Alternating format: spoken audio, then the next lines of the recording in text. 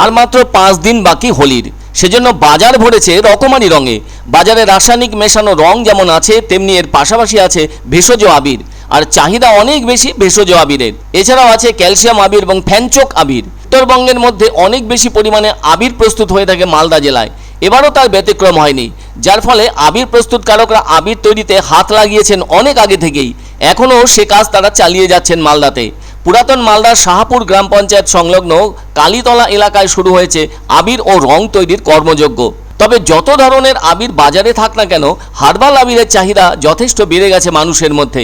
আর সেই দিক লক্ষ্য রেখেই কালীতলা বাজার এলাকায় রাত দিন ধরে চলছে আবির তৈরির কাজ।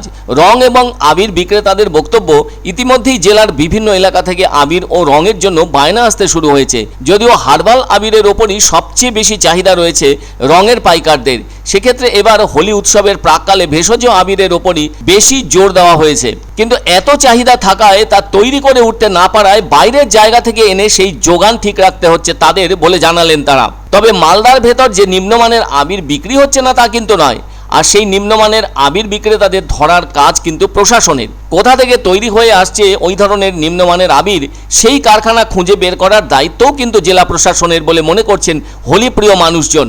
মালদার ভেতর আবির ও রং তৈরির কারখানা রয়েছে শাহপুরে, ইংরেজ বাজারের বিএস রোড, রতুয়া ও গাজল ব্লকে। বিশেষ সূত্রে জানা গেছে বিহার ও ভুটান থেকে নিয়ে আসা বিভিন্ন ধরনের পাথর থেকে তৈরি পাউডার, সেই সব পাউডার 2 থেকে 3 টাকা কেজি দরে পাওয়া যায়। ওই সব পাউডার কারখানায় আনার পর তাতে লাল, সবুজ ও হলুদ রং মিশিয়ে বানানো হচ্ছে আবির, আর তাতে সুগন্ধিও মেশানো হচ্ছে। পাইকারি বাজারে অতি সাধারণ দামে বিক্রি করা হয়ে থাকছে এই সব রং, ফলে খোলা বাজারে সেই আবিরের দামও কিন্তু বেশি হয়। অন্যদিকে ক্যালসিয়াম পাউডারের আবির তৈরি হলেও তার দাম বেশি বলে বাজারে চাহিদা রয়েছে ওইসব নিম্নমানের আবিরেরই। রং ছাড়াও আবিরে নানা রকমের রাসায়নিক মেশানো হয়ে থাকছে, আর আবির প্রস্তুতকারকরা বলছেন দামি আবিরের চাহিদা কম থাকায় বাধ্য হয়ে নিম্নমানের সামগ্রী দিয়ে আবির তৈরি হচ্ছে। এতে ত্বকেরও সমস্যা দেখা দিতে পারে। তবে অনেক দিন ধরেই ফুল বা ফল থেকেও তৈরি হচ্ছে আবির। সেই সব আবির বিক্রি হয়ে থাকছে রাজ্য সরকারের উদ্যোগে গড়ে ওঠা 354টি সুফল বাংলা স্টলে। এর মধ্যে 310টি স্টল আছে কলকাতা সহ সমগ্র দক্ষিণবঙ্গের বিভিন্ন জেলায়, আর 44টি স্টল রয়েছে উত্তরবঙ্গের বিভিন্ন জেলায়। অন্যদিকে শাহপুর গ্রাম পঞ্চায়েতের কালীতলা বাজারপাড়া এলাকার রং ব্যবসায়ী বিমল পাল বলেন, বহু বছর ধরে এই পেশার সাথে যুক্ত আছেন তিনি। ফলে মাত্র 10 দিন পরিশ্রম করে আবির তৈরি করলেন, যার মধ্যে রয়েছে 2 ধরনের আবির, ক্যালসিয়াম আবির এবং ফ্যানচোক আবির। ক্যালসিয়াম আবির পাইকারি বাজারে 70 টাকা কেজি, যা কিনা খোলা বাজারে বিক্রি হচ্ছে 100 থেকে 150 টাকা কেজি। আর ফ্যানচোক আবির পাইকারি দামে 40 টাকা কেজি হলেও খোলা বাজারে তার দাম 70 থেকে 80 টাকা কেজি।